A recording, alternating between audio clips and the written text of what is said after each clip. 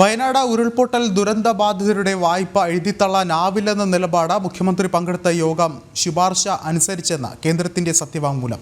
RBI master direction അനുസൃതമായി ആശ്വാസ നടപടികൾ സ്വീകരിക്കണമെന്ന SLBC ശുപാർശ നൽകി. ശുപാർശ ചെയ്തത് മുഖ്യമന്ത്രിയുടെ സാന്നിധ്യത്തിൽ ചേർന്ന യോഗത്തിലെന്നും കേന്ദ്രം അറിയിക്കുന്നു. വയനാട് ഉരുൾപൊട്ടൽ ദുരന്തവുമായി ബന്ധപ്പെട്ട് സ്വമേധയെടുത്ത ഹർജിയിലാണ് കേന്ദ്ര സർക്കാർ വായ്പാ ആശ്വാസ നടപടികൾ സംബന്ധിച്ച് വ്യക്തത വരുത്തിയത്. ദുരിതബാധിതരുടെ വായ്പ എഴുതിത്തള്ളാതെ പുനഃക്രമീകരിക്കുമെന്ന് കഴിഞ്ഞ തവണ കേന്ദ്രം ഹൈക്കോടതിയെ വാക്കാൽ അറിയിച്ചിരുന്നു. വായ്പ എഴുതിത്തള്ളേണ്ടതില്ലെന്ന തീരുമാനത്തിനാധാരം മുഖ്യമന്ത്രിയുടെ സാന്നിധ്യത്തിൽ നടന്ന ബാങ്കേഴ്സ് സമിതി യോഗത്തിന്റെ ശുപാർശയിന്മേലാണെന്നാണ് കേന്ദ്ര സർക്കാർ ഇന്ന് സത്യവാങ്മൂലത്തിലൂടെ ആവർത്തിച്ചത്.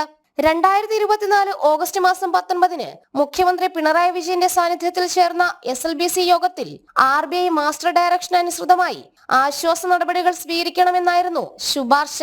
ഈ ശുപാർശകൾ അംഗീകരിക്കുകയായിരുന്നുവെന്നാണ് കേന്ദ്രത്തിന്റെ നിലപാട്. ഇതോടെ വായ്പ എഴുതിത്തള്ളില്ലെന്ന നിലപാട് കേന്ദ്രത്തിന്റേത് മാത്രമാണെന്ന സംസ്ഥാന സർക്കാരിന്റെ വാദമാണ് പൊളിഞ്ഞത്. ഹർജി ഹൈക്കോടതി നാളെ പരിഗണിക്കുന്നതിനൊപ്പം കേന്ദ്രത്തിന്റെ സത്യവാങ്മൂലവും പരിശോധിക്കും.